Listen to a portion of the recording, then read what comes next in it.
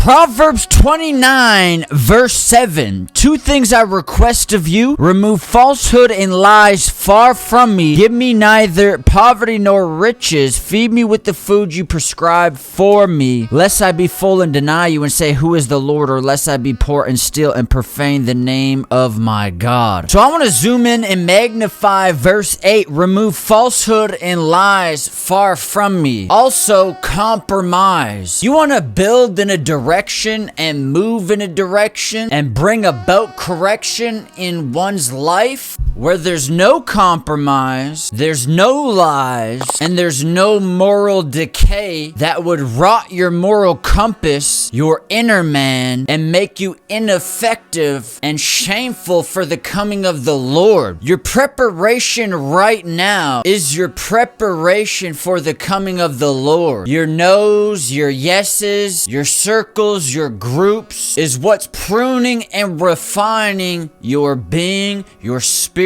your mind, your soul, your members for the dreadful and awesome day of the Lord. What you cut out of your life now is what's bringing you more favor in the eyes of God then. You need to remove compromise, you need to remove lies, and you need to remove dishonorable vessels far from your realm so you do not become tainted and dishonorable before the eyes of the Lord. The Bible says, if you are lukewarm, I will spit you out of my mouth. That's what happens when you have mixture. That's environmental. That's choices of people you have around, voices you have around, things you keep around. You want your spirit to be sharpened, refined, and pruned for the coming of the Lord. Not decayed, not washed away, not beat down with lies so you fall into compromise. Being around the wrong people is like a rock being struck by water, and it's chipping away at the morals. It's chipping away at what God has put inside of your inner man. You are the five of who you hang around. You want to be honorable in the eyes of God? Be around those who God honors.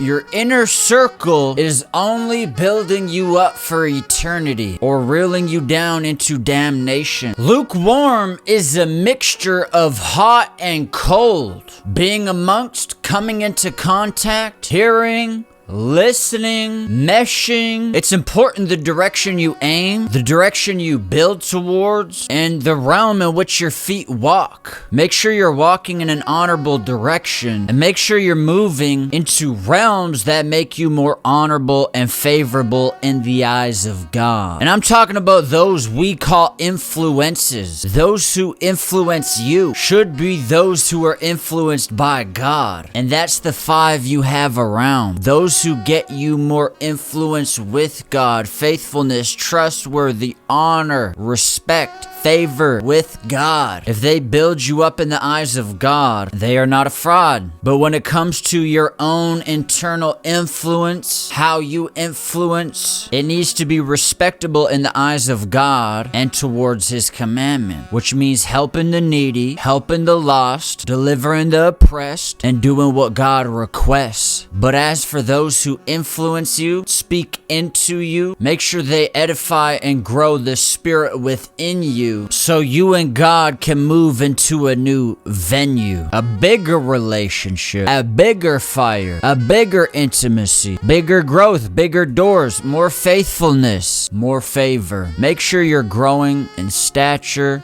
in wisdom, in heart posture. Make sure you're growing in the things of God, in righteousness, loyalty, faithfulness, all of those things. Run away from compromise. Run away from moral decay, because it's only eternity. Peace out.